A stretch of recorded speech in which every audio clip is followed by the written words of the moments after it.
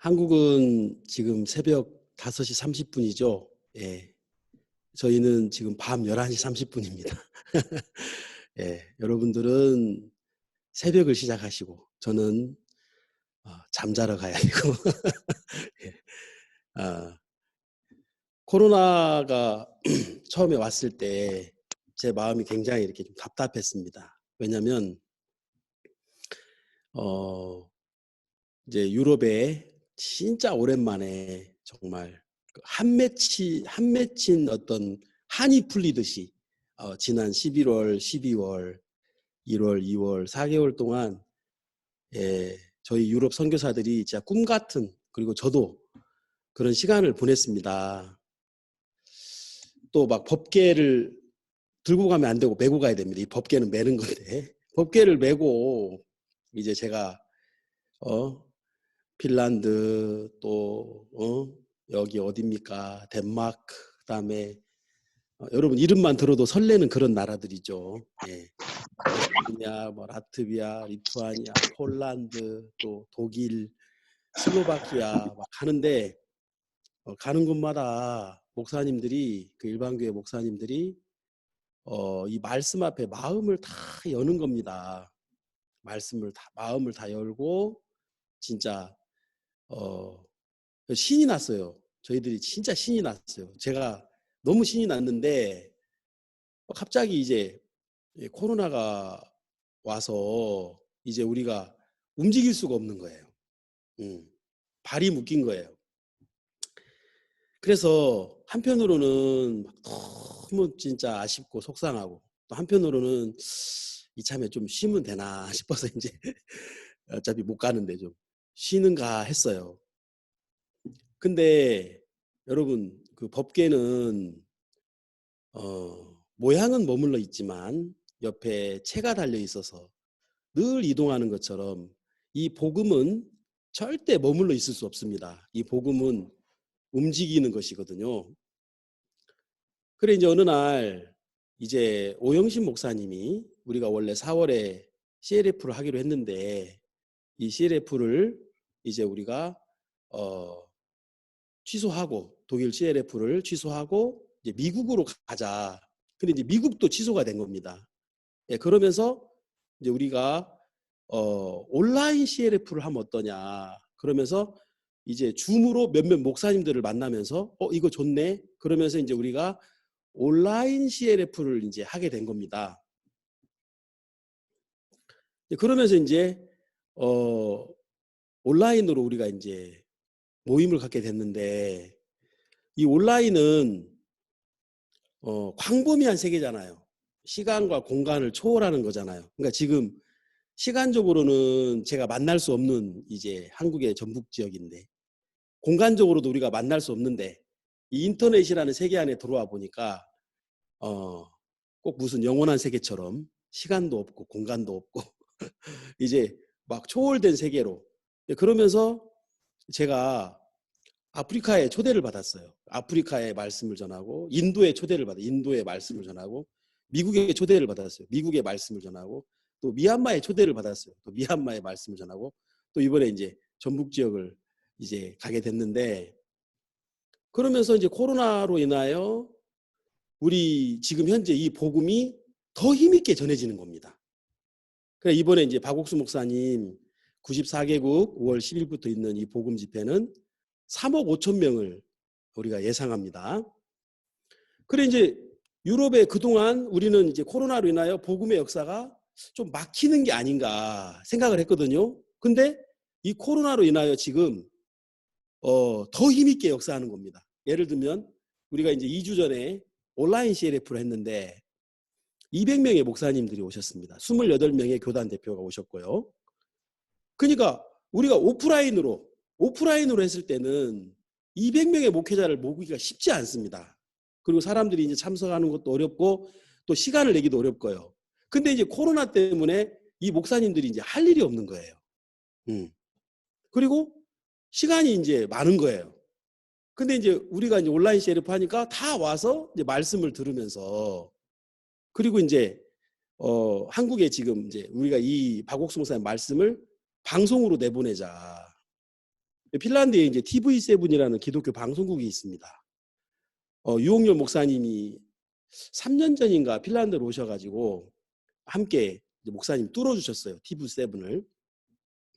그 방송국에서 이제 우리에게 굉장히 이제 협조적이고 우리가 지금 좋은 관계를 가지고 있는데, 이제 어저께 이 방송국에서 박옥수 목사님 말씀을 방송을 내보내기로, 이번 대전도 집회를.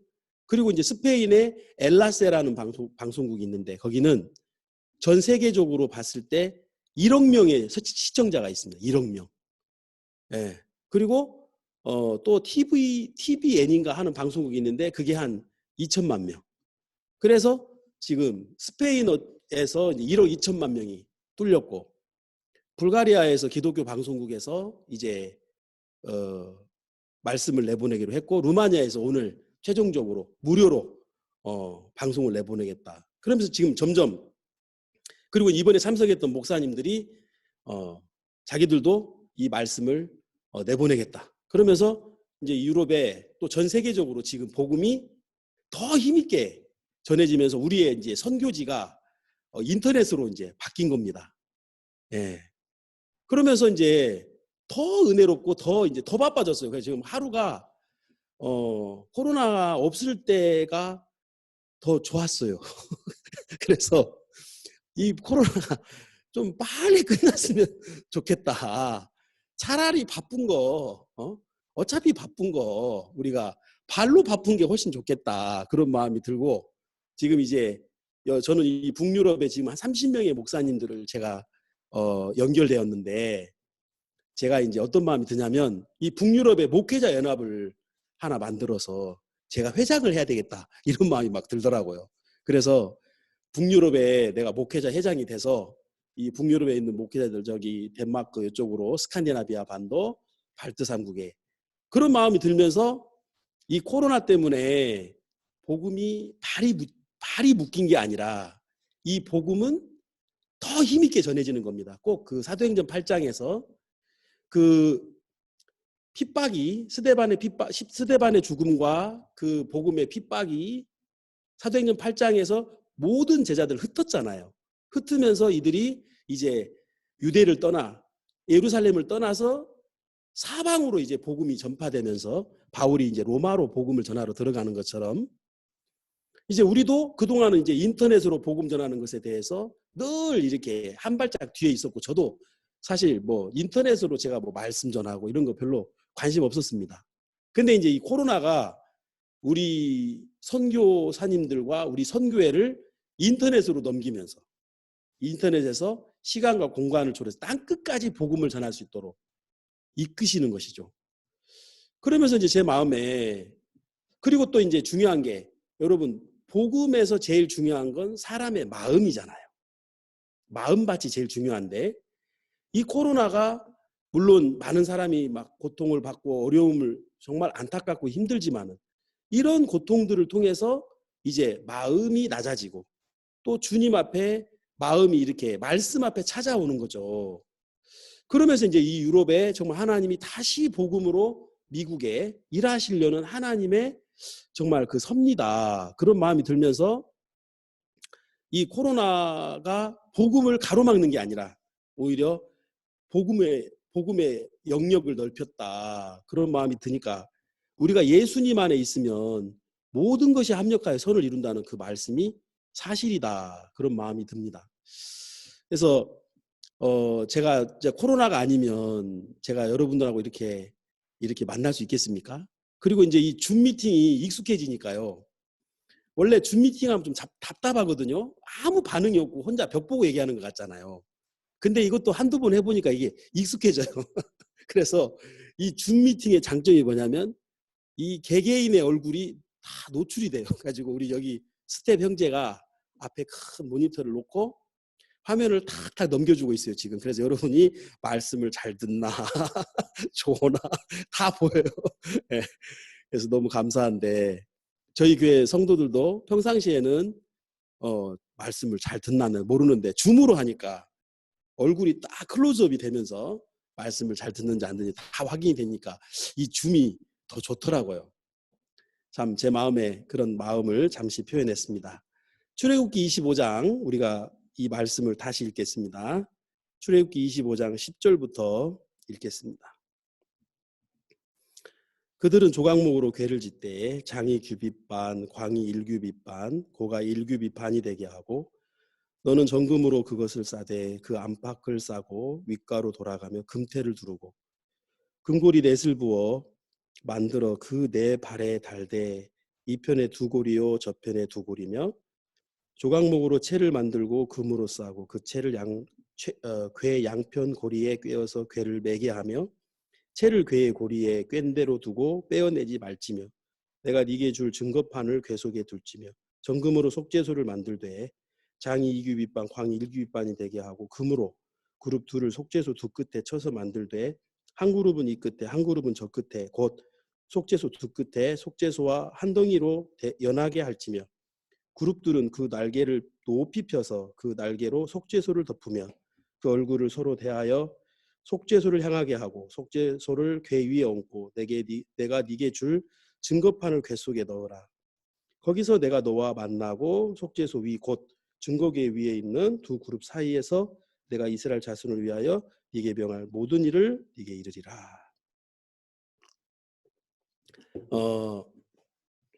여기 22절에 보면 거기서 내가 너와 만나고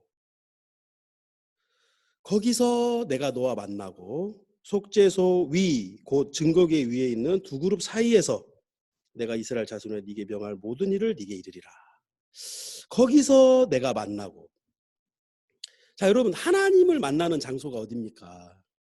우리가 어디서 하나님을 만납니까? 거기서. 이 거기가 어디입니까? 법궤 뚜껑입니다. 법궤 뚜껑은 속죄소라는 이름을 가지고 있습니다. 자, 여러분, 그 법궤 뚜껑, 율법을 덮은 그 법궤 뚜껑은 속죄소, 그리고 또 하나의 이름이 있습니다. 시은좌. 그 시은좌라는 말이 영어에서는 mercy seat라고 되어 있어요.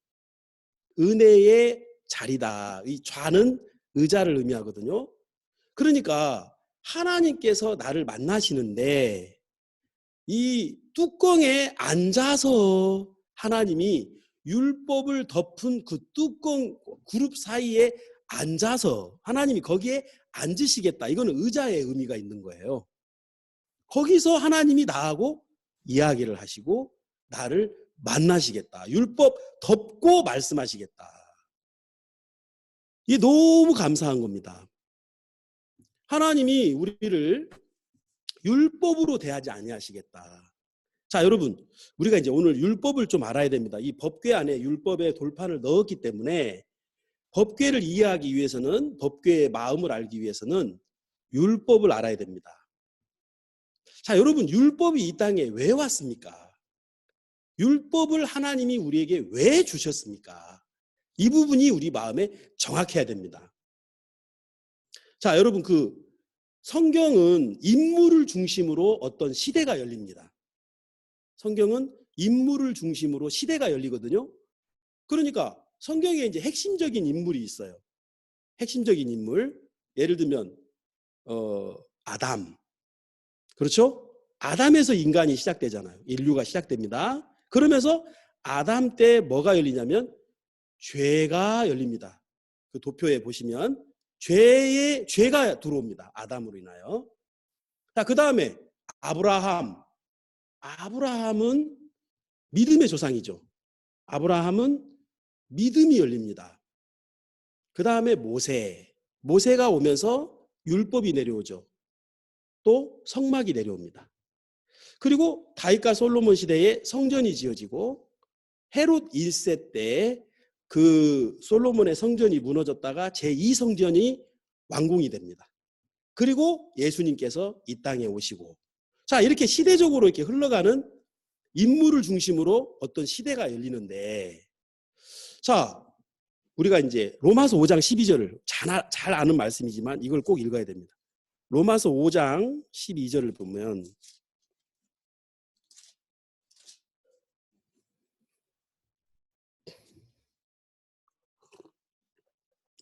로마서 5장 12절 이러므로 한 사람으로 말미암아 죄가 세상에 들어오고 죄로 말미암아 사망이 왔나니 이와 같이 모든 사람이 죄를 지었으므로 사망이 모든 사람에게 이르렀느니라. 자, 이제 12절을 읽었습니다. 한 사람으로 말미암아 죄가 세상에 들어오고 죄로 말미암아 사망이 왔나니. 자, 그리고 이와 같이 모든 사람이 죄를 지었으므로 사망이 모든 사람에게 이르렀다. 자, 여기서 주목해야 될 단어는 모든 사람이 죄를 지었고 모든 사람이 사망에 이르렀다 이겁니다. 제가 이제 2005년도 12월 8일에 제가 헬싱키 공항에 도착했습니다. 그때 제가 나이가 32살이었어요. 예. 그리고 이제 제가 이제 32살 때 제 아내 그리고 4살 한국 나이로 4살 된 우리 큰아들 그다음에 5개월짜리 둘째 아들 이렇게 둘 안고 우리가 헬싱키 공항에 도착했고 예, 지금까지 이렇게 살고 있는데 3년 전에 제가 한국을 갔어요. 저희 가족이 한국을 딱 가서 저는 한국이 너무 좋더라고요. 한국 가니까 일단은 맛있는 게 많고 제 아내가 제발 먹는 얘기 좀 하지 말아야겠는데 왜 그런가 모르겠어요. 네. 그리고 이제 한국에 가면 또 형제 자매님들이 있잖아요. 진짜 말씀을 사모하고 우리가 말씀을 전해주면 또 말동무. 여기는 말동무가 별로 없어요. 핀란드 사람들은 대화가 굉장히 약해요. 그래서 저희 교회 나오는 핀란드 성도들도요. 교제가 제일 어려워요. 설교는 일방적으로 제가 얘기하니까 문제가 없는데 교제를 하면 제가 쭉 얘기하고 어떻게 생각하십니까? 그러면 좋았습니다.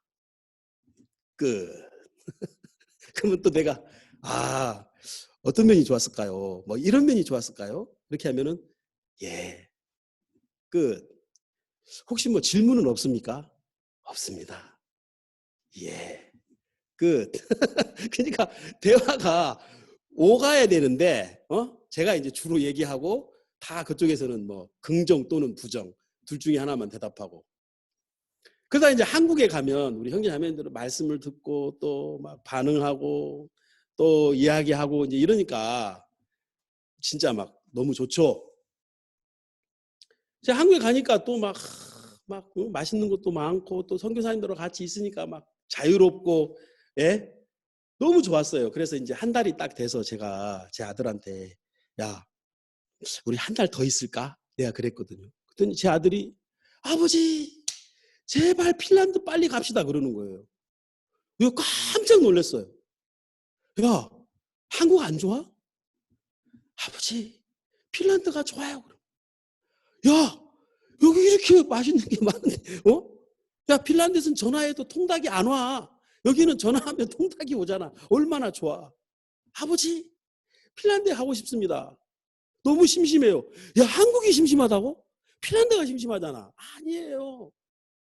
이 아이들은 저하고 달라요. 저는 이제 32년이라는 동안 이제 한국에서 살았잖아요. 한국에서 보고 듣고 경험하고 나눴던 그 시간들이 저에게는 있어요. 근데 제 아들들은 한국에서 지낸 시간이 없는 겁니다. 한국에서 보냈던 시간들, 뭐 한국의 추억 그런 게 없어요. 아버지 따라서 아주 어릴 때 여기 왔어요. 자, 그러니까 제가 가지고 있는 마음의 세계하고 제 아들이 가지고 있는 마음의 세계가 달라요.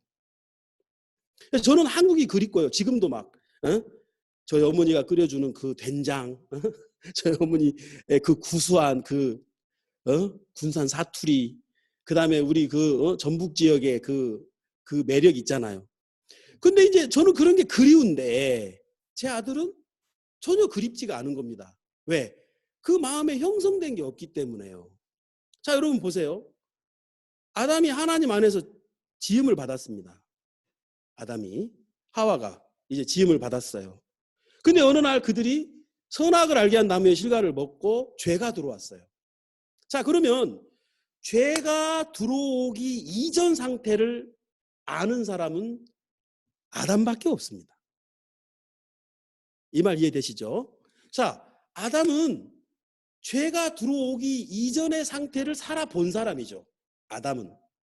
근데 죄가 들어오고 난 이후에 모든 세상이 만들어졌으니까, 자, 아담은 죄를 압니다. 어떻게 죄가 들어왔고 이 죄가 들어와서 내가 어떻게 마음이 변했는지, 그 어떤 마음의 과정을 아담은 정확히 아는데 우리는 모르는 겁니다. 우리는 다 죄를 가지고 태어났고 모든 사람이 사망에 이르렀어요. 그러니까 여러분, 여기서 말하는 죄와 사망은 하나님과 연결된 거거든요. 자, 여기서 말하는 죄는 사람 사이에 있는 죄, 아니면 사람 사이에 있는 문제를 언급하는 게 아니라, 여기서 말하는 죄는 하나님과 인간 사이에 가로막혀 있는 그 벽, 그 죄를 의미하는 겁니다. 근데 아담은, 하와는 정확히 알아요. 죄가 없었던 상태를 경험했던 사람이기 때문에 이 죄로 인하여 하나님과 관계가 어떻게 잘못되었고 어떻게, 그러면 그 관계가 어떻게 회복되는지 가죽옷을 통해서 정확하게 배운 거예요. 아담과 하와가. 자, 그러면 이제 여러분, 이후에 있는 우리 모든 사람들은 이미 죄 안에서 태어났어요. 그리고 사망 안에서 태어났는데, 자, 여러분, 우리는 문제를 가지고 있고 지금 죄를 가지고 있고 사망의 안에 있는데, 중요한 건 우리는 모른다는 거예요. 마치 내가 한국에 가면 나는 한국이 그립고 나는 한국에 가고 싶은데 제 아들에게는 한국이라는 마음의 세계가 없으니까 한국에 가고 싶은 마음도 없고 더 머물고 싶은 마음도 없고 한국이 그리운 건 아니라는 것이죠. 자, 우리는 하나님과 끊어진 상태에서 죄 아래서 이 세상에 죄가 들어와서 모든 사람이 죄를 지었고 모든 사람이 사망에 이르렀는데 모든 사람이 이 죄를 모르는 겁니다. 그러면 하나님께서는 아시는 거죠. 그러니까 하나님 편에서 아시는 거예요. 지금 우리와 하나님 사이에 문제가 있다는 것을 하나님이 아시는 겁니다. 자, 그래서 하나님이 여기 로마서 5장 13절에 보면, 자, 5장 13절, 죄가 율법이 있기 전에도 세상에 있었으나 율법이 없을 때에는 죄를 죄로 여기지 아니하느니라. 자, 죄가 율법이 있기 전에도 세상에 있었으나 율법이 없을 때에는 죄를 죄로 여기지 아니하느니라. 자, 그러니까 이미 죄가 세상에 들어왔고 모든 사람은 죄를 가지고 태어났고 사망 안에서 태어났습니다. 근데 문제는 우리는 그 죄를 인식하지 못하는 겁니다. 우리는 이 죄를 모르는 겁니다. 우리는 이게 정상이라고 생각하는 겁니다. 마치 제 아들이 핀란드가 정상인 거예요. 제 아들은 여기서 어릴 때 왔고 우리 아들 둘은요 서로 싸울 때 핀란드 말로 싸워요. 제가 잘 못 알아들어요. 저는 이제 여기서 영어를 주로 했고 핀란드 말을 이제 공부를 제가 이제 제 인생에 무슨 복이 많아서 지금 제가 3개국어를 하고 있는데 영어를 주로 하고 또 핀란드 말도 하고, 제 아들은 막 핀란드 말로 싸워요. 그럼 제가 조용히 안 해? 한국말로 해. 그래야 아빠가 중재를 할 거 아니야. 그러면 이제 한국말로 하는데 문법이 안 맞아요. 네가 그러니까 안 되는가 하면서 이제 둘이 대화가 잘 안 돼. 그래가지고 제가 중재를 하려면 한국말로 해라. 자, 여러분, 이제 우리가 이제 문제가 뭐냐면 하나님은 아시는 거 답답한 거예요. 지금 야, 지금 너희하고 내 사이에 죄가 있어. 자, 이사야 59장 가보겠습니다. 이사야 59장 1절. 자, 이사야 59장 1절. 여호와의 손이 짧아 구원치 못하심도 아니요 귀가 둔하여 듣지 못하심도 아니라 오직 너희 죄악이 너희와 하나님 사이를 내었고 너희 죄가 그 얼굴을 가리워서 너희를 듣지 않으시게 함이니. 자, 여러분, 하나님과 우리 사이에 지금 죄가 있어요. 그렇죠? 아담으로 인하여 죄가 세상에 들어오고 사망이 모든 사람에게 이르렀나니. 근데 이제 여기서 문제는 우리가 그걸 모른다는 거예요. 우리는. 그러니까 가인과 아벨을 보세요. 아담이 첫 번째, 이제 아담 이후에 첫 번째 나온 사람이 가인과 아벨인데 가인과 아벨은 그 세계를 모르는 거예요. 죄가 들어오기 전 세계를. 맞습니까? 그러니까 아무리 아담과 하와가 얘기를 해도 가인은 끝까지 땅의 소산을 들고 나가는 겁니다. 왜? 죄를 모르는 거죠. 자, 그래서 하나님께서 율법을 우리에게 주시는 거예요. 응? 그러면 원래 죄는 율법이 없을 때도 있었어요. 아담으로 인해 죄가 들어왔는데 문제는 죄를 죄로 여기지 않는 겁니다. 죄가 죄로 드러나기 위해서, 죄가 드러나기 위해서 율법은 와야 됩니다. 예. 그래서 하나님이 율법을 우리에게 주시는 거예요. 그러면 율법의 역할이 뭐죠? 율법은 우리에게 왜 와야 됩니까? 율법은 반드시 와야 됩니다. 그러면 율법이 우리에게 왜 필요하죠? 율법은 우리에게 어떤 일을 합니까? 예, 성경에 로마서 3장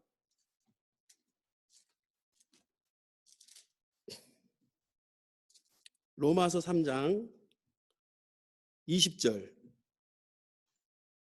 그러므로 율법의 행위로 그의 앞에 의롭다 하심 얻을 육체가 없나니 율법으로는 죄를 깨달음이니라. 자, 죄를 깨닫게 하는 겁니다. 아, 지금 하나님과 나 사이에 죄가 있구나. 자, 하나님과 나 사이에 죄로 가로막혀 있고 끊어져 있구나. 이 죄가 드러나야 됩니다. 이 죄를 알아야 됩니다. 그래서 하나님이 율법을 주신 것이고, 율법이 이 땅에 온 목적이 뭐냐면 죄를 깨닫게 하려 합니다. 자, 우리 한 절 더 보겠습니다. 갈라디아서 3장, 갈라디아 3장 9절에 보면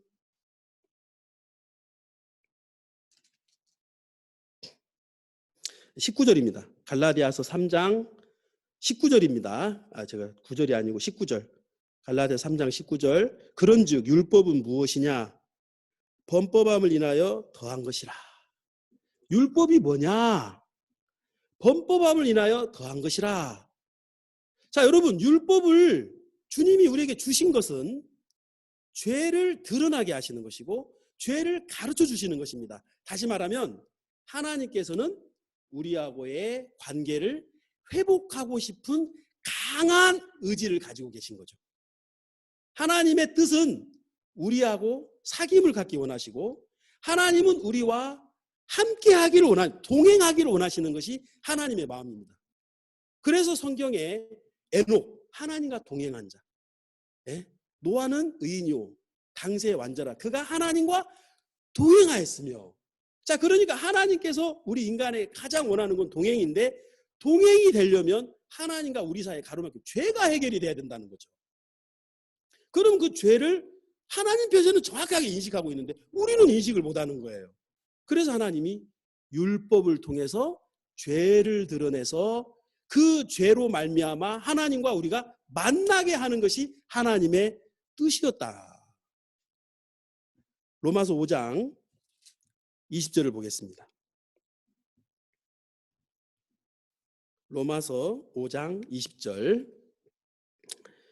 율법이 가입한 것은 범죄를 더하게 하려 함이라. 그러나 죄가 더한 곳에 은혜가 더욱 넘쳤나니. 여러분, 죄하고 뭐하고 연결되냐면 은혜와 연결되는 겁니다.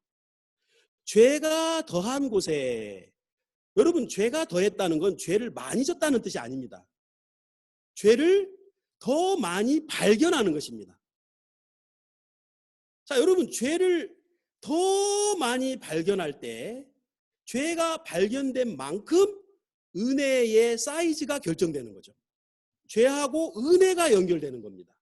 자, 하나님은 우리와 은혜로 만나시는데, 은혜, 다시 말하면 시은좌, 은혜의 보좌죠. 자, 하나님이 우리를 어디서 만나기로 했습니까? 은혜의 보좌에서 만나겠다는 것입니다. 내가 거기서 너를 만나겠고, 내가 거기서 너와 이야기를 하겠다.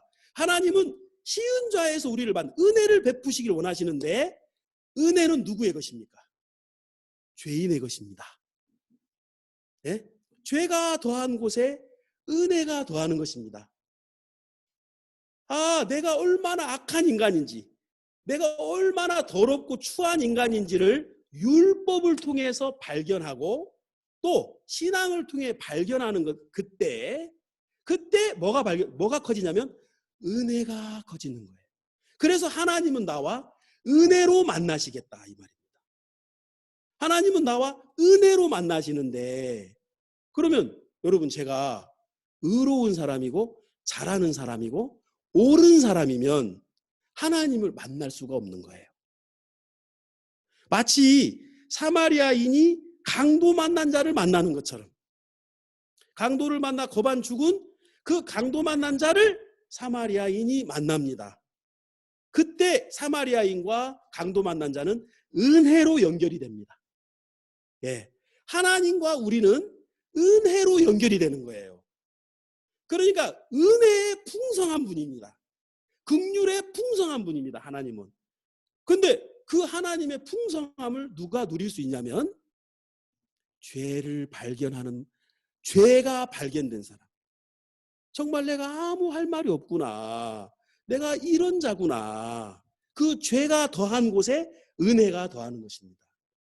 그래서 율법이 이 땅에 온 거예요.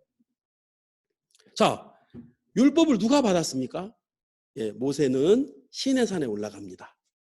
그래서 모세가 두 돌판에 10계명 두 돌판을 받아서 이스라엘에게로 내려옵니다. 40일 후에 하나님께서 친히 당신의 손가락으로 율법의 돌판에 10계명을 씁니다. 율법을 기록합니다. 이 돌판에.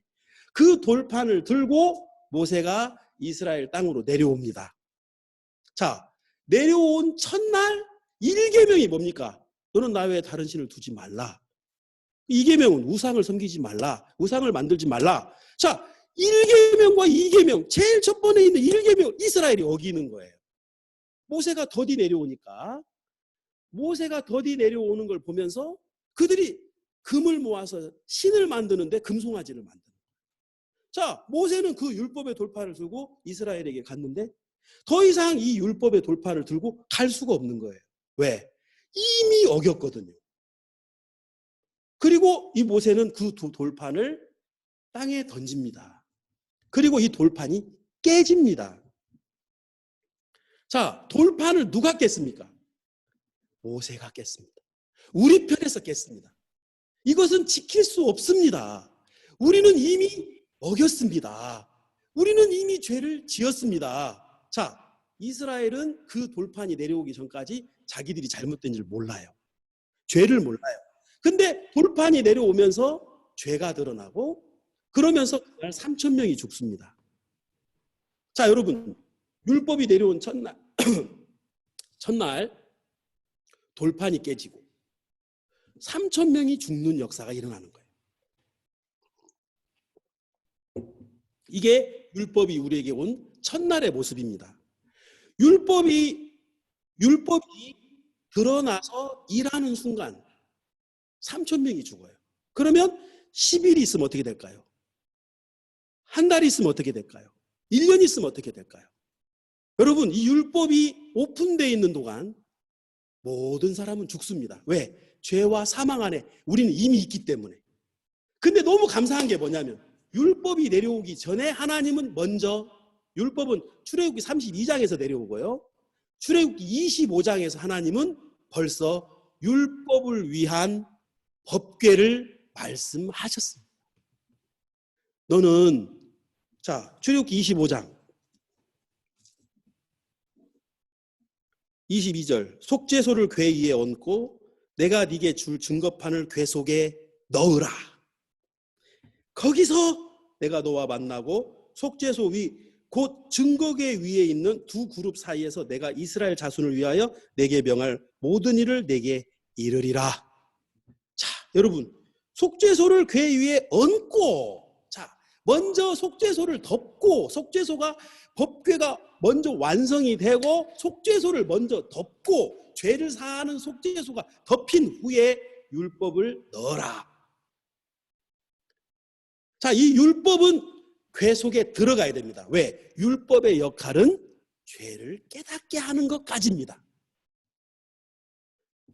율법은 죄를 깨닫게 하는 용도지 율법으로는 사람이 절대 의를 얻을 수 없고 하나님을 만날 수 없어요.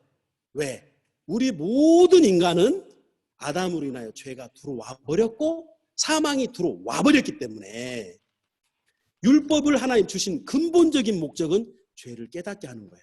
그래서 율법이 오고 이제 율법판이 깨지고 하나님께서 다시 모세를 불러요. 시내산에. 그래서 하나님이 다시 쓰세요. 그리고 그 두 번째 판은 바로 법궤 안으로 들어가는 겁니다.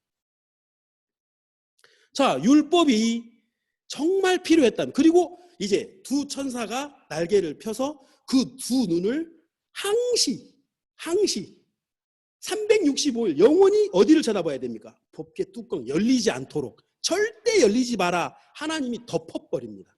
법궤 뚜껑, 속죄소로 율법을 덮어버립니다. 우리를 살리시겠다는 것입니다. 뭘로? 은혜로. 다시 말하면 은혜로 율법을 덮은 거예요. 아멘. 은혜로 율법을 덮었다니까요. 여러분, 율법보다 은혜가 더 커요. 긍휼이 심판을 이긴단 말입니다. 네? 자, 여러분, 우리 인류의 연대를 보면 모세보다 누가 먼저였습니까? 아브라함이 먼저였습니다. 여러분, 율법보다 믿음이 먼저 왔습니다. 그러면 이 율법은 믿음을 보조하는 것이지 율법이 메인이 아니죠. 아브라함을 통하여 하나님께서 믿음을 세우셨습니다. 아브라함이 창세기 22장에서 아들 이삭을 번제를 드리러 올라가거든요. 자, 번제를 드리러 올라가서 아들을 번제 드리려고 딱 하는데 하나님께서 잠깐! 그랬죠? 잠깐! 너 지금 뭐 하냐? 그거 죽이면 안 돼. 하나님 번제 드리라 했잖아요. 그리고 딱 보니까 옆에 양 한 마리가 있는 거예요. 그때 뭐라 그랬죠? 여호와 이레, 하나님이 준비하신. 그랬죠? 자, 그러면서 이삭이 죽어야 되는데 거기서 누가 죽습니까? 양이 죽습니다. 여러분, 그 아브라함이 이삭을 번제로 드렸던 그 장소가 솔로몬이 성전을 짓고 지성소가 앉는 장소가 거기입니다. 네? 지성소의 장소가 어디냐면 아브라함이 이삭을 번제로 드리는데 대신 양을 잡은 그곳이 지성소의 터예요. 네? 자, 여러분, 지성소의 근본은 나를 위하여 대속하신 예수 그리스도의 죽음입니다. 예수 그리스도가 나를 위해 죽음으로 인하여 다시 말하면 법궤의 뚜껑이 닫힌 겁니다. 아멘. 자, 여러분, 십자가의 예수 그리스도의 죽음으로 인하여 율법의 마침을 이루셨습니다. 법궤 율법을 덮어버렸다는 것입니다. 자, 그래서 이제 율법을 하나님이 법궤의 궤 안에 넣어라. 그리고 그 법궤 뚜껑 속죄소로 덮어라. 그리고 하나님께서 내가 너를 거기서 만나겠다. 내가 거기에 앉겠다. 그리고 절대 법궤 뚜껑을 열지 마라. 근데 성경에 법궤 뚜껑이 열리는 사건이 딱 한 번 나와요. 자, 사무엘상 6장. 박 목사님 이 얘기 꼭 하라 그랬습니다. 사무엘상 6장.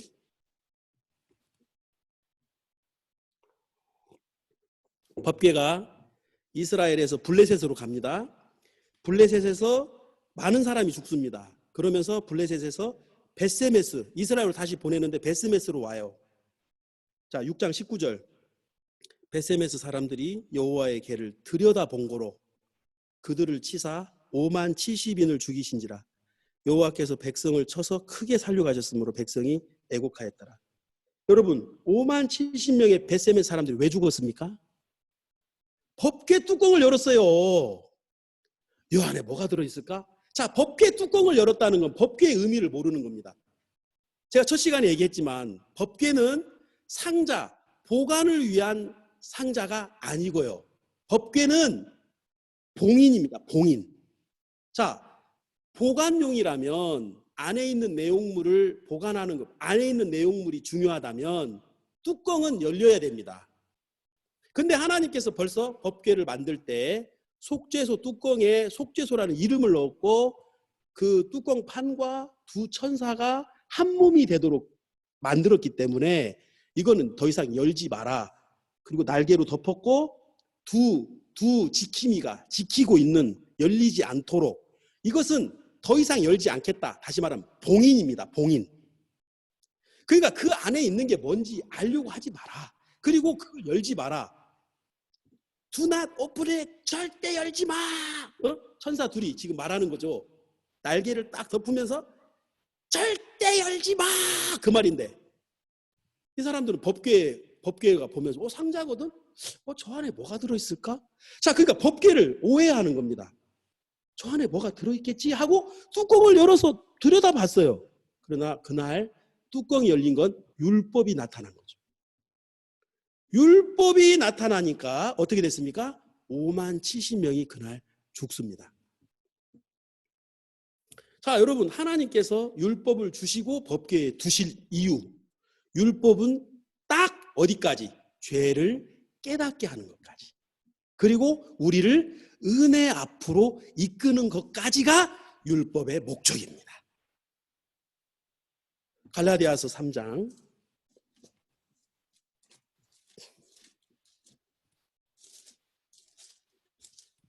갈라디아서 3장 23절. 믿음이 오기 전에 우리가 율법 아래 매인바 되고 계시될 믿음의 때까지 갇혔느니라. 이같이 율법이 우리를 그리스도에게로 인도하는 모강선생이 되어 우리로 하여금 믿음으로 말미암아 의롭다함을 얻게 하려 함이라. 이렇게 돼 있죠. 25절. 믿음이 온 후로는 우리가 몽학선생 아래 있지 아니하도다. 여러분, 이 몽학선생이 히브리 말로 뭐냐고 제가 물어보니까 길잡이, 길 안내자라고 합니다. 율법은 예수님께로 안내하는 거예요. 자, 예수님은 시은자, 은혜를 베푸시는 분이잖아요. 자, 은혜를 베푸시는 예수님을 누가 만납니까? 죄인이 만나죠. 자, 예수님이 뭐라 그랬습니까? 내가 이 땅에 온 것은 건강한 자에게는 의원이 쓸데없고 병든 자에 쓸데없다. 내가 의인을 부르러 온 게 아니고 죄인을 회개시키러 왔노라. 예수님이 죄인을 만나러 왔단 말이죠. 자, 죄인은 누굽니까? 죄를 지은 사람입니까? 아니요. 죄인은 누굽니까? 하나님과 우리가 끊어졌고 아담으로 인하여 죄가 들어온 죄를 발견한 사람이죠. 율법은 우리에게 죄를 가르쳐 줍니다. 아, 내가 하나님을 떠났구나. 내가 하나님을 사랑하지 않구나. 내가 이미 살인했구나. 내가 이미 간음했구나. 내가 이미 율법은 죄를 가르쳐 주는 것입니다. 그러면 죄가 커질수록 뭐가 커진다고요? 은혜가 커지는 것입니다. 다시 말하면 시은자에 계신 하나님을 만나는 것이죠. 네? 내가 거기서 너를 만나겠고. 아멘. 예. 자, 그러면서 이 율법이 법궤 안에 들어가야 돼요. 그리고 봉인했습니다. 그리고 두 지킴이가 지킵니다. 절대 열지 마. 그렇게 하나님 율법을 봉인해 버렸습니다. 왜요? 이 율법이 나타나는 순간 우리는 죽기 때문에. 근데 그 법궤 뚜껑을 베세베스가 열어요. 법궤의 의미를 모르고 법궤 안에 들어있는 상자 안에 있는 게 궁금해가지고 열어다 봤는데 그날 5만 70명이 죽어서 이 법궤는 절대로 열리면 안 됩니다. 그래서 하나님이 아무도 들어갈 수 없는 가장 깊숙한 곳에 성막의 지성소, 그것도 제사장이 1년에 한 번밖에 들어올 수 없는 그곳에 두셨다는 것입니다. 자, 그래서 여러분 이제 하나님께서 우리를 은혜로 만나시겠다. 자, 여러분 예수님이 이 땅에 오셔서 많은 사람을 만났습니다. 맞습니까? 병든 사람, 소경, 절뚝발이, 또 세리 마태, 세리 삭개오, 많은 사람을 만났는데 사복음서에 죄를 지은 사람을 만난 건 예수님이 딱 한 번입니다. 요한복음 8장에 가늠중에 잡힌 여자. 자, 요한복음 8장을 한번 가보겠습니다. 요한복음 8장.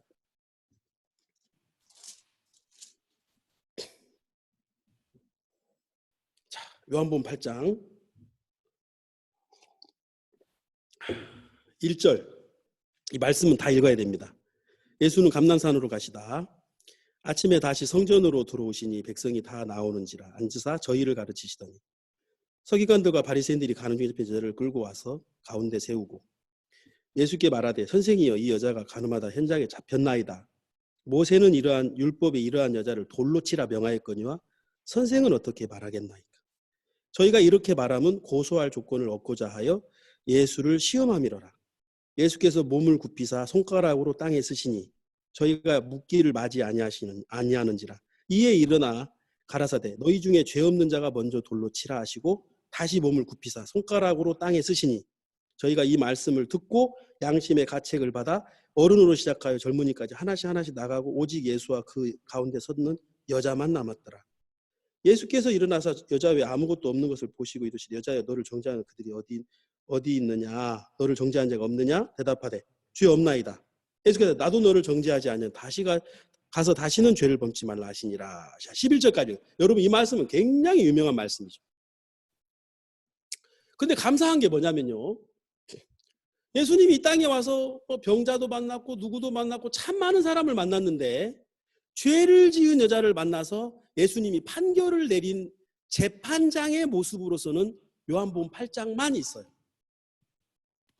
다른 데는 약간 의원의 느낌, 문제를 해결해주고 또 어떤 병을 고쳐주는, 죽은 나사로를 살리고 이런 느낌, 이런 예수님의 모습이었다면 요한복음 8장에서는 재판장으로서의 예수님, 재판장으로서의 예수님.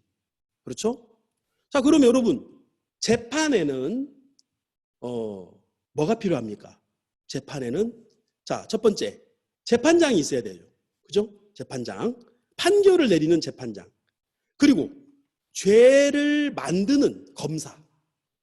예? 죄를 고소하고 죄를 만드는 검사. 그 다음에 누가 있어야 됩니까? 죄인을 변호하는 변호사. 그 다음에 핵심, 재판에서 핵심, 죄 지은 사람. 죄수, 죄인, 크리미널. 자, 이렇게 4명이 있어요. 4개 있어야 재판이 되는 거예요. 여기서 하나라도 빠지면 재판이 안 돼요. 자, 근데 재판에서 제일 중요한 게 뭐죠? 재판에서 제일 중요한 건 법입니다. 예? 자, 어떤 법을 적용하느냐. 제가 이제 2005년도 12월 8일에 와서 2006년도에 핀란드에서 우리 가족이 비자를 신청했습니다. 비자법에 의해서 외국인 관청에 가서 그 2006년도 비자법에 의해서 저희 가족이 비자 신청을 했어요. 근데 이 법이 해마다 바뀌어요. 해마다. 그래서 저희들이 그 외국인 관청에 가기 전에 저희 가족이 먼저 꼭 뭘 확인해야 되냐면 지금 법은, 옛법은 의미 없어요. 옛법은. 이 법에서 생명은 유효기간이에요. 법의 생명은 언제 시작했고 언제 끝나냐. 맞습니까? 그리고 새 법이 나타나잖아요. 그러면 옛법은 그냥 무효입니다. 아무 능력이 없습니다. 그러니까 여러분 법을 바꿀 필요가 없어요. 새 법을 만들면 옛법은 그냥 효력을 상실해 버리는 거예요. 그래서 제가 한 번은 이제 이전에 제가 준비했던 만큼 어떤 서류를 준비해서 가니까 제가 그랬습니다. 제가 지난번에 이렇게 해서 비자 받았으니까 주세요 하니까 이 사람이 선생님 새 법이 나왔어요. 그러더라고요. 예? 새 법이 나왔거든요. 그래서 선생님 이걸로는 안 돼요. 그 왜 안 알려줬어요? 그러니까 우리는 안 알려줘요. 당신이 찾아야지. 그래서 다시 와가지고 다시 준비하죠. 엄청 힘들었어요. 근데 감사한 것은 2014년도에 저희 가족 모두 핀란드 영주권을 다 받았습니다. 그래서 지금은 비자 갱신도 필요 없고 이제 영원히 퍼머넌트 펄밋이라고 영구적으로 제가 여기서 살 수 있는 이제 영주권을 우리가 받았거든요. 제 아들이 이제 벌써 이제 한국 나이로 이제 19살, 18살이니까 이제 핀란드에서 이제 연락이 왔어요. 지금은 한국인으로 살 거냐, 핀란드 사람으로 이제 살 거냐 결정하라는 거죠. 그래서 이제 핀란드 시민권으로 바꾸든지 아니면 한국 사람으로 계속 살든지. 그럼 한국 사람 계속 살려면은 군대 가고 핀란드 시민권으로 바뀌면 이제 핀란드 군대를 가야 되고 이제 그런 지금 기로에 우리가 서 있어요. 자, 이제 여러분 법이 중요한 거예요. 자, 죄를 지은 게 중요한 게 아니고요. 죄냐, 유죄냐, 무죄를 판결하는 건 법이에요. 맞습니까? 그러니까 지금 요한복음 8장에서 가는 중에 잡힌 여자를 바리새인과 서기관을 끌고 왔어요. 이스라엘 사람들이 끌고 와서 자, 뭐라고 말합니까? 모세의 율법에, 모세는 율법에 이러한 여자는 돌로 치라 명하였거니와 선생은 어떻게 말하겠나요? 자, 여러분, 이 사람들이 아주 확신을 했어요. 이 여자는 돌에 맞아 죽어야 돼. 이 여자는 죄인이야. 이 여자는 죽어야 돼. 자, 왜 확신했습니까? 모세의 율법을 들고 온 겁니다. 맞습니까? 예. 자, 근데 여러분 알아야 되는 게 율법이 어디에 있습니까? 법궤 안에 있습니다. 네? 예수님, 재판장이신 예수님. 여러분, 하나님과 예수님은 하나잖아요. 네? 하나님과 예수님은 하나예요. 자, 그럼 여러분 여기 참고로 성경 하나 보겠습니다. 야고보서 4장, 신약성경 야고보서 4장 12절.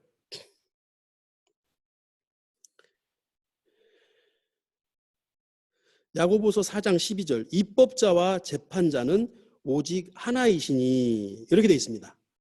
입법자와 재판자는 오직 하나이시니 이렇게 되어 있거든요. 자, 입법이 뭐죠? 입법부가 있고 사법부가 있잖아요. 입법부는 법을 만드는 곳이죠. 그렇죠? 국회죠. 법을 만드는 곳. 법을 이렇게 사람들이 이렇게 해야 된다. 저렇게 법을 만드는 거.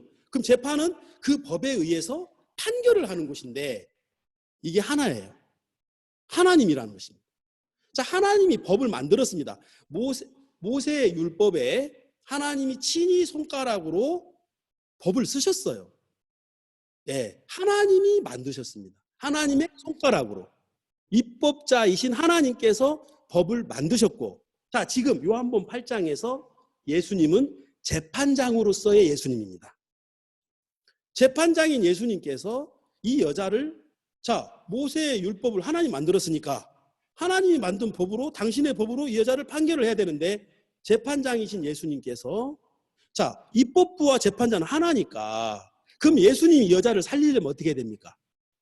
예수님이 이 여자를 살리려면 법을 바꿔야 돼요. 예? 법을. 자, 근데 요한복음 8장에, 자, 여러분 요한복음 8장으로 가서 요한복음 8장 6절. 저희가 이렇게 말하면 고소할 조건을 얻고자 하여 예수를 시험함이로라. 예수께서 몸을 굽히사 손가락으로 땅에 쓰시니. 자, 지금 예수님이 판결을 내리기 전에 손가락으로 땅에 쓰셨어요. 맞습니까? 네. 뭐라고 썼는지는 몰라요. 안 나오니까 알려고 하지 마세요. 성경에 없는 건 여러분 알려고 하지 마세요. 쓰셨다는 거예요. 자, 그리고 7절. 저희가 묻기를 많이 아니하는지라 이에 일어나 가라사대 너희 중에 죄 없는 자가 먼저 돌로 치라. 자, 8절. 다시 몸을 굽히사 손가락으로 땅에 쓰시니. 자, 손가락으로 땅에 쓰시니가 몇 번 나오죠? 네, 2번 나옵니다. 맞습니까? 자, 여러분 손가락으로 땅에 쓰시는 이유가 뭐죠? 자, 여러분 여기서 손가락에 주목해 주세요.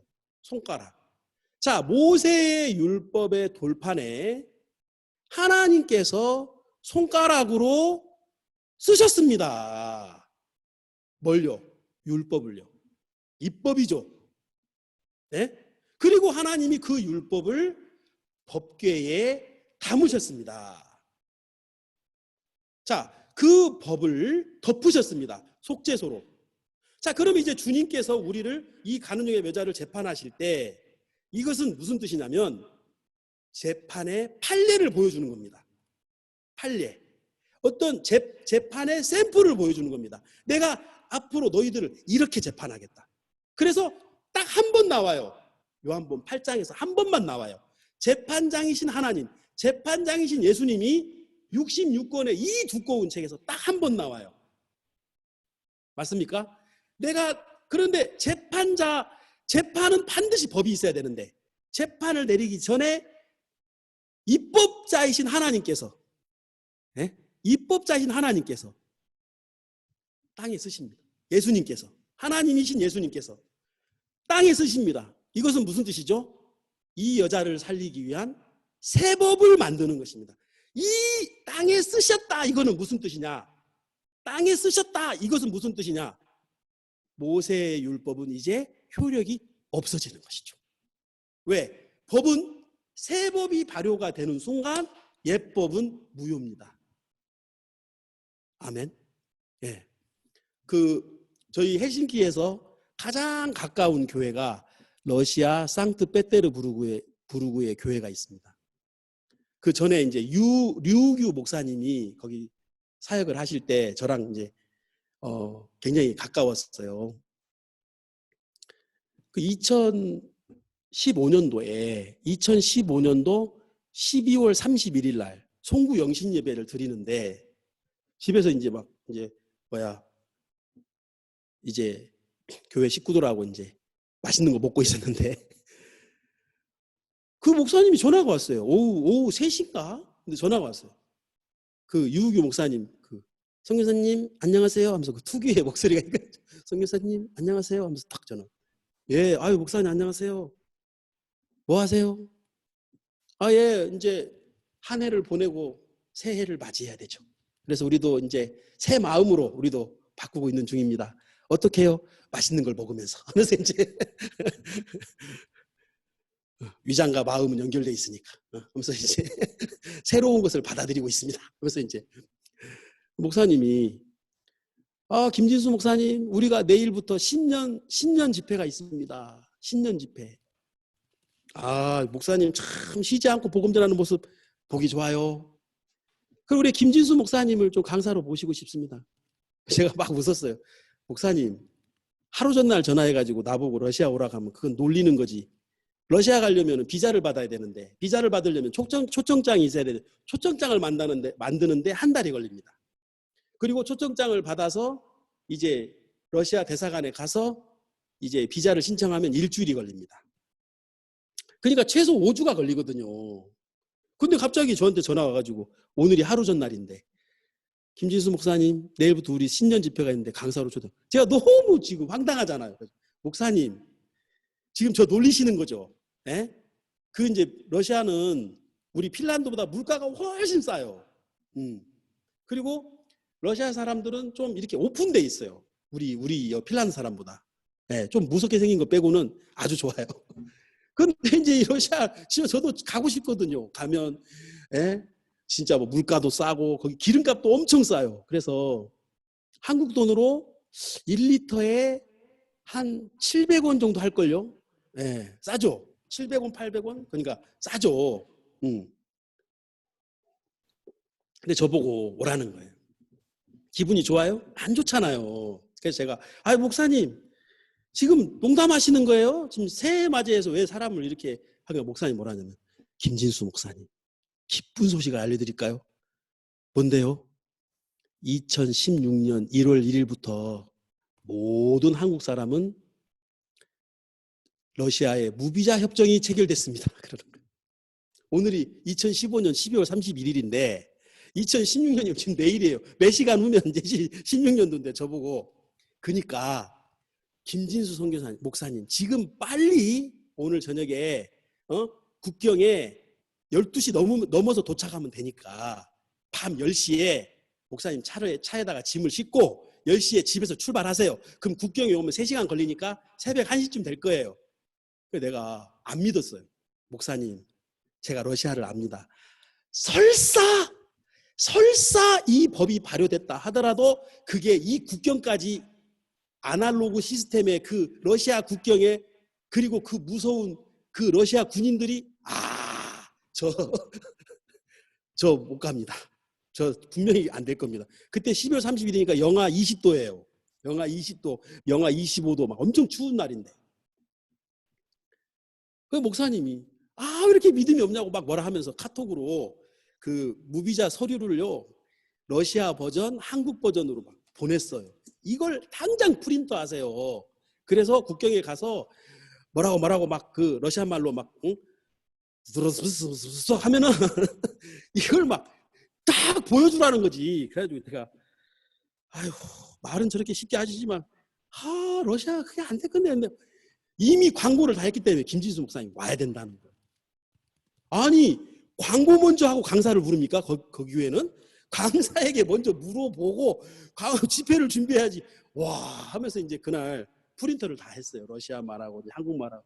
그래가지고 이제 진짜 10시에 말씀에 의지하여 제가 시동을 걸고 말씀에 의지하여 제가 이제 러시아 국경에 가는데 긴장이 막 되는 거예요. 이거 안 될 건데 이거 하면서 이제 핀란드 국경을 통과하고 러시아 국경에 러시아 국경은 여러분 그냥 밖에서 줄 서 있어야 돼요. 눈이 오든 비가 오든 거기는 실내도 없어요.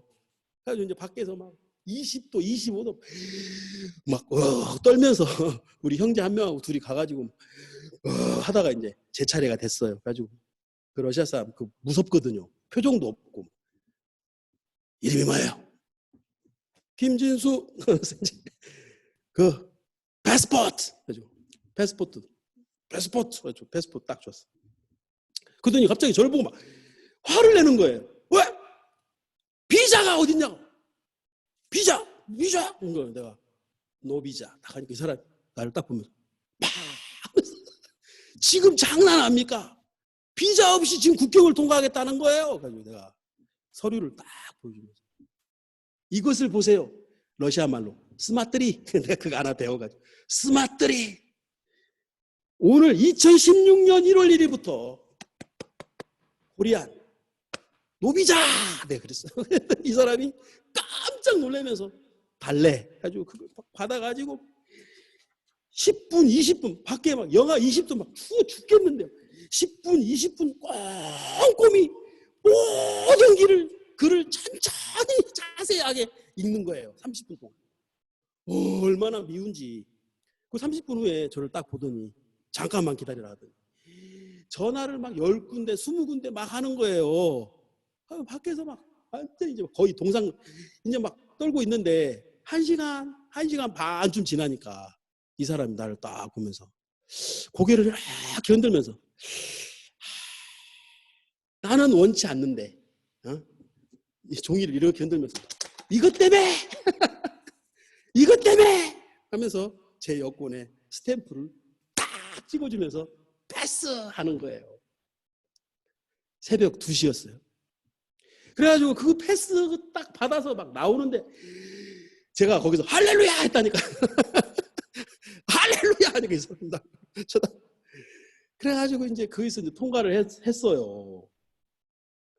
불과 하루 전만 해도 저는 러시아를 갈 수 없는 사람인데 불과 1시간 전만 해도 갈 수 없는데 새 법이 발효가 되니까 제가 러시아를 들어갔습니다. 여러분 이 여자는 죄를 지었어요. 그리고 잡혔어요. 할 말이 없는 사람이에요. 증거도 있어요. 죄를 지었다는 증인도 있어요. 확실해요. 그리고 법에도 뭐라고 기록되어 있냐면 이러한 여자는 돌로 치라고 돼 있는데 재판장이신 예수님께서 이 여자를 재판하시기 전에 땅에 쓰셨습니다. 몇 번? 2번. 왜요? 율법이 돌판에 2번 기록됐거든요. 첫 번째 돌판이 기록이 되고 모세가 깨뜨리고 다시 기록이 된 그 2번 기록된 율법의 돌판을 똑같이 하나님께서 이제 새 법을 만드시려면 예수님이신 입법자이신 예수님께서 손가락으로 땅에 친히 쓰시는 겁니다. 자, 여러분 여기서 뭐라고 썼을까요? 뭐라고 썼을까요? 자, 썼다. 자, 히브리서 10장. 자, 히브리서 10장.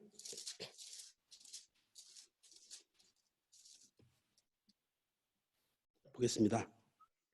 16절 17절입니다. 주께서 가라사대 그날 후로는 저희와 세울 언약이 이것이라 하시고 내 법을 저희 마음에 두고 저희 생각에 기록하리라. 자, 모세의 율법은 돌판에 기록이 됐는데 이제 주님이 기록하겠다, 쓰시겠다. 아, 주님이 쓰시겠다. 그렇죠? 기록하리라. 어디에?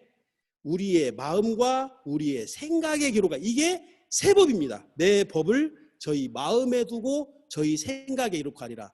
첫 번째는 돌판에 기록이 됐어요. 두 번째는 우리의 마음과 생각에 기록하는데, 그러면 세 법이 뭡니까? 17절. 저희 죄와 저희 불법을 내가 다시 기억지 아니하리라. 자, 여러분, 세 법이 뭐예요? 세 법은 뭐냐면 내가 저희 죄와 저희 불법을 다시는 기억지 아니하리라. 아멘. 죄와 불법을 다시 기억지 아니하리라. 왜 기억지 않습니까? 예수님은 이 땅에 속죄 제물로 오셨습니다. 그렇죠? 예수님은 이 땅에 이제 자 보세요. 죄가 아담으로 인해 들어왔습니다. 자, 율법이 내려와서 죄를 드러냈습니다. 그러면 뭐가 이루어집니까? 이제 죄를 해결해야 되지 않습니까? 자, 죄가 들어왔고 죄를 알려주고 그 다음에 뭐가 와야 됩니까? 죄를 해결해야 되지 않습니까? 그 죄를 해결하러 오신 분이 예수 그리스도잖아요. 자, 이스라엘 사람들은 하나님의 의가 두 곳에 있다고 믿습니다. 첫 번째는 율법에 있다. 두 번째는 메시아에 있다. 이렇게 믿습니다. 자, 그래서 율법에 실패한 이스라엘은 메시아를 기다립니다. 자, 근데 예수 그리스도가 유대인들에게는 메시아가 아니에요. 예. 자, 유대인들은 구원받기가 훨씬 쉽답니다. 왜냐하면 유대인들은 뭘 확실히 아냐면 하나님의 의는 두 곳에 있다. 율법에 있고 메시아에게 있다. 근데 율법으로는 우리가 의를 얻을 수 없다는 걸 안다는 거죠. 자, 그래서 율법이 우리에게 뭡니까? 법이 있고 그 다음에 제사법, 성막이 왔잖아요. 그러니까 이스라엘 백성들은 성막과 성전을 생명처럼 생각하는 거예요. 그러니까 솔로몬이 지은 성전이 무너졌을 때 이스라엘 백성이 굉장히 고통해하면서 다시 그것을 수룹바벨을 통하여 성벽을 쌓고 느헤미야 거기 나오잖아요. 이제 그 성벽을 바벨론으로 인하여 회파된 성벽을 회복하려고 합니다. 그러다가 헤롯 1세 때 이 두 번째 성전이 완공이 되는데 BC 70년에 로마에 의해서 그 성전이 제2성전이 무너집니다. 그리고 나서 이스라엘 백성은 지금 뭐 하죠? 유대인들은 제3성전을 짓기 위해서 목숨을 걸어요. 왜? 메시아를 믿는 믿음이 없기 때문에 율법의 의 안에 갇혀있기 때문에 율법의 의는 성전과 연결되거든요. 죄를 지은 사람이 성막으로 갑니다. 죄를 지은 사람이 성전에 갑니다. 거기서 죄를 성전과 성막에 하는 기능이 뭐냐면 죄를 씻어서 거룩한 하나님을 만나는 곳이 성막이잖아요. 그러니까 율법을 어긴 사람들이 다 성막을 가고 성전을 가는데 지금 성전이 무너졌으니까 유대인들은 굉장히 고통하는 겁니다. 그래서 지금도 오로지 제3성전을 짓는데 온 마음을 쓰는 거예요. 왜? 메시아를 안 믿기 때문에. 근데 이 사람들에게, 유대인들에게 예수님이 메시아라는 것만 믿어진다면 구원은 바로 이루어지는 거예요. 왜? 메시아 안에 하나님의 의가 있다는 걸 믿기 때문에. 근데 유대인들은 이 메시아인 예수님을 부인해요. 안 믿어요. 그래서 성경 이사야 53장이 금기사항이에요. 유대인들에게.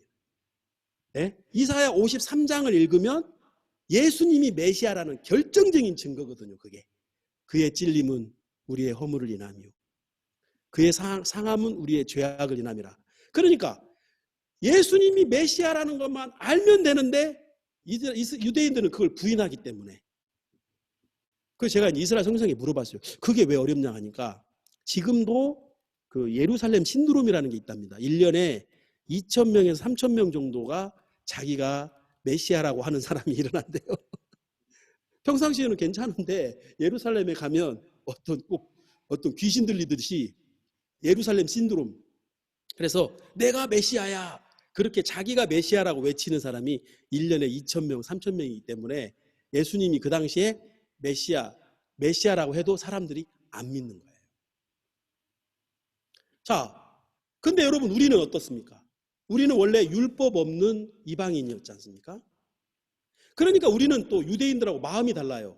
하나님의 의가 율법과 메시아에게 있다는 이 부분이 우리는 확실하지 않은 상태예요. 우리는 이방인이기 때문에.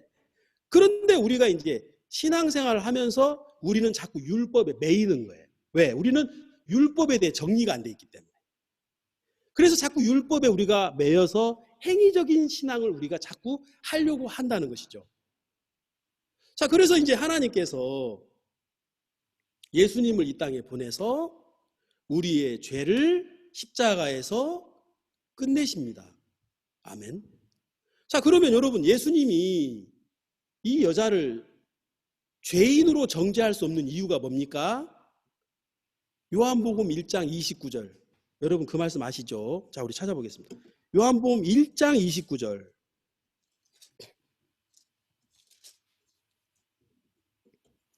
요한복음 1장 29절. 이튿날 요한이 예수께서 자기에게 나오심을 보고 가로되 보라 세상 죄를 지고 가는 하나님의 어린 양이로다. 아멘. 자, 요한복음 1장에서 세상 죄를 지었어요. 예수님께서.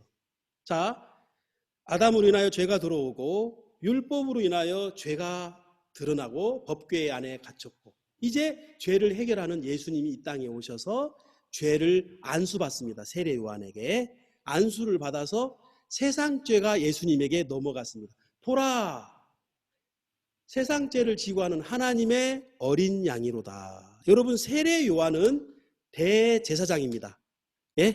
자, 여러분 대제사장이 왜 중요합니까? 대제사장은요 아론의 자손만 할 수 있습니다. 다른 제사장은 레위인이 하지만 대제사장은 아론의 자손만 할 수 있습니다.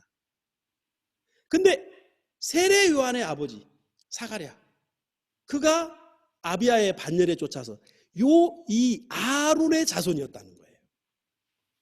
그래서 세례 요한이 왜 중요하냐면 자, 여러분 속죄제는 세 가지. 매일 드리는 제사가 있고요. 1년 1차 드리는 제사가 있고요. 1년 1차 드리는 제사를 드린 이후에 사람들이 어디를 가냐면 그 제사장이 어디를 들어가냐면 지성소에 들어갑니다. 그런데 이 대속죄 제사보다 더 큰 제사가 있죠. 그게 뭐냐? 영원한 속죄죠. 그러면 그 영원한 속죄를 이루는 바로 그 제사장이 누구냐? 바로 세례 요한입니다. 그러면 대속죄제에서는 이스라엘의 1년의 죄가 넘어가지만 영원한 속죄에서는 영원한 죄가 넘어갑니다. 세례 요한이 예수님께 안수를 할 때 세상 죄가 넘어가는 거예요. 그래서 예수님이 세례 요한이 외칩니다. 증거를 합니다. 뭐라고? 보라 세상 죄를 지고 하는 하나님의 어린 양이로다. 아멘.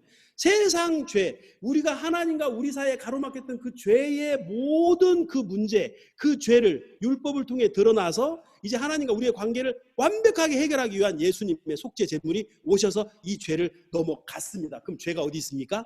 예수님께 넘어간 거예요. 아멘. 완벽하게 넘어간 거예요. 그거는 대속죄제보다 더 큰 죄산 거예요. 영원한 속죄.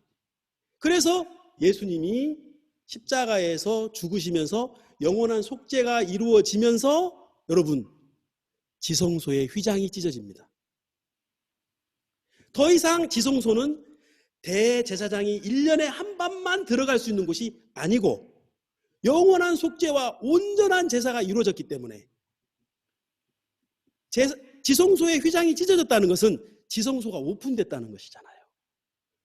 예, 어디든지 지성소가 될 수 있는 것입니다. 아멘. 그게 복음입니다, 여러분. 이 여자가 죄를 지었어요. 율법에 의해서 끌려왔어요. 근데 이게 요한복음 8장이에요. 중요한 것은. 이미 요한복음 1장에서 예수님은 세상 죄를 넘겨받으셨습니다. 아멘. 그래서 이 예수님이 이 여자를 만났을 때 재판을 해야 되는데 예, 검사들이 있어요. 바리새인과 서기관들. 근데 이 여자는 변호사가 없어요. 예수님이 우리의 대언자인 거 아시죠? 변호사입니다. 변호사이자 재판장. 예수님이 이 여자를 나도 너를 정죄하지 않는다. 자, 요한복음 8장 그 부분 한번 보겠습니다.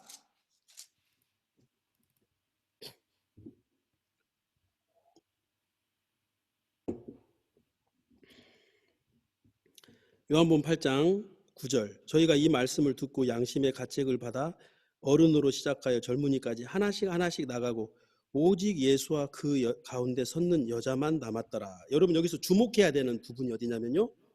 오직 예수와 그 가운데 섰는 여자만 남았더라. 자, 예수님하고 여자만 있어요. 여기가 바로 지성소입니다. 여러분, 지성소는 법궤만 있습니다. 아멘.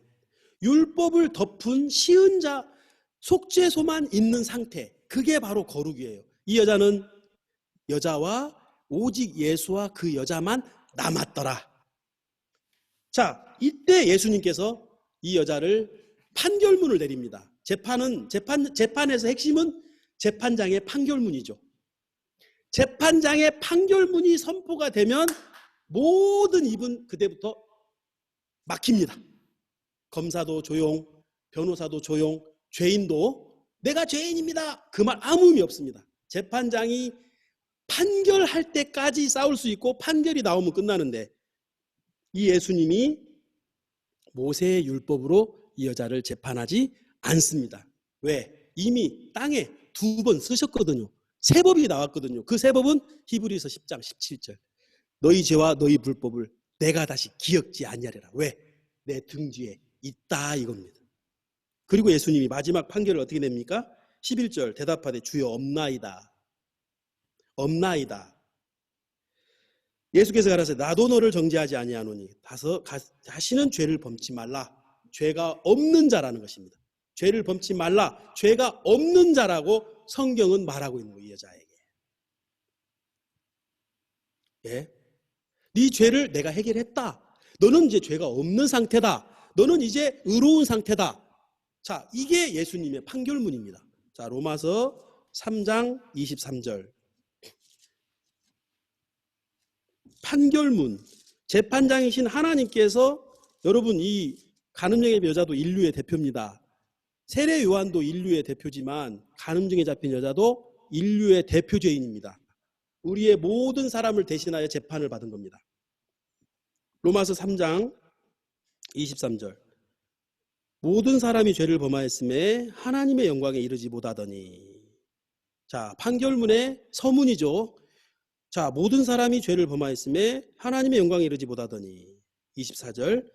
그리스도 예수 안에 있는 구속으로 말미암아 하나님의 은혜로 값없이 의롭다 하심을 얻은 자 되었느니라. 이게 재판입니다. 예, 꽝꽝꽝. 재판장의 판결이죠. 아멘. 자, 여러분 이 여자가 죄를 지었는데 그냥 예수님이 너 죄 없어. 내가 죄 없다. 그게 아닙니다, 여러분. 예? 이 여자는 분명히 죄를 지었고 모세의 율법에 의해서 이 여자는 죄인인데 예수님께서 이 여자의 죄를 위하여 예수님이 죽을 거기 때문에 예수님이 이 죄를 가져갔고 그리고 이 죄값이 정확하게 십자가에서 영원한 속죄가 이루어지기 때문에 이 여자에게 뭐라고 말하냐면 그래 이 여자는 죄를 범하였으며 모든 사람을 빼고 이 여자는 죄를 범하였으며 하나님의 영광에 이르지 못하는. 맞아. 너는 죄를 범했어. 하나님의 영광에 이르지 못해. 맞아. 그러나 24절 그리스도 예수 안에 있는 구속으로 말미암아 하나님의 은혜로. 여러분 하나님의 은혜로 시은자입니다. 시은자. 예, 은혜로 값없이 의롭다 하심을 얻은 자 되었느니라. 되었느니라. 판결문입니다. 아멘. 그러면 이 여자는 의롭다 하심을 얻은 자 되었느니라. 여러분 의롭다 하심을 얻은 자 이게 너무 은혜롭더라고요. 그냥 의인이 아니라 의롭다 하심을 얻은 거죠. 하나님의 의를 얻은 거죠. 하나님의 의가 어디 있다고요? 율법과 메시아. 그래서 여러분 로마서 3장 21절에 이제는 율법 외에 하나님의 한 의가 나타났으니, 예? 율법 외에 하나님의 한 의가 나타났으니, 그게 뭐예요? 22절. 예수 그리스도를 믿음으로 말미암아 모든 믿는 자에게 하나님의 은이 차별이 없느니라. 자, 바로 이 의, 메시아 안에 담겨 있는 이 의를 하나님이 우리에게 주셨다. 율법이 아닌. 그래서 이 간음의 여자를 예수님이 판결을 하셨다. 어떻게? 새 언약으로, 새 법으로. 아멘. 너희 죄와 너희 불법을 다시는 기억지 아니하리라. 자, 여러분 이제 마지막입니다. 로마서 10장. 자, 이제 마지막입니다, 여러분. 로마서 10장 4절. 그리스도는 모든 믿는 자에게 의를 이루기 위하여 율법의 마침이 되시니라. 자, 예수님이 십자가에서 뭐라고 했죠? 다 이루었다. 다 이루었다. 예? It is finished. 예? 다 끝냈다. 여러분, 다 이루었다는 말은 더 이상 할 일이 없다. 끝났다. 아멘. 뭘 이뤘습니까? 하나님의 의를 이뤘다. 율법의 마침이라는 게 뭐냐면, 여러분, 의는 두 군데 있잖아요. 율법에 있고 예수님에게 있잖아요. 메시아에게. 메시아를 통한 의를 얻었으니까 이제 율법은 의미가 없는 거예요. 그래서 율법의 마침인 거예요. 아멘. 그래서 여러분, 우리는 온전합니다. 우리는 거룩합니다. 우리는 의롭습니다. 아멘. 여러분, 제가 이렇게 복음을 전했습니다. 지금 이 유럽에서 목사님들이 제가 이제 독일에서 이제 복음을 전하는데 또 이렇게 복음을 전하니까 그 목사님이 처음에 좀 이렇게 앉아 있었어요. 10분이 지나면서 하더니 막 뭘 찾아요. 막 하더니 막 쓰고 막 아멘 아멘 하고 말씀이 딱 끝났는데 저한테 90도로 인사를 하면서 하나님의 종이시여. 이런 말씀을 전하시는 목사님 너무 존경합니다. 제가 씨띠민데 제가 씨띠민데 정금으로 둘러쌌거든요. 저는 그냥 김진수인데, 예? 이게 다 어디서 나왔습니까? 여러분, 이게 다 우리 선교회에 있는 거고 다 목사님이 가르쳐 준 겁니다. 아멘. 네. 그래서 저는 그냥 그 정금을 쌌어요. 그래서 제가 더 이상 씨띠임이 아니고 정금이 됐고, 제가 그냥 광야에서 버려진 인생인데 지성소에 들어가 있다, 이 말입니다. 아멘. 형제 자매님 여러분들, 정말 제가 이제 이 법궤로 이렇게 말씀을 전할 수 있어서 너무 감사하고, 정말 이 법궤를 제가 생각하면 생각할수록, 읽으면 읽을수록, 전하면 전할수록, 여러분, 예수님의 세계는, 예수님이 주신 물은 영원히 솟아나는 샘물이라 그랬거든요. 여러분 기억하십시오. 복음은 전할수록 능력이 됩니다. 그리고 이 영적인 세계는요, 퍼낼수록 깊어지고 강해지고 세밀해집니다. 여러분 기억하세요. 여러분의 속에 복음의 샘이 들어있어요. 아시겠습니까? 여러분 복음을 전하십시오.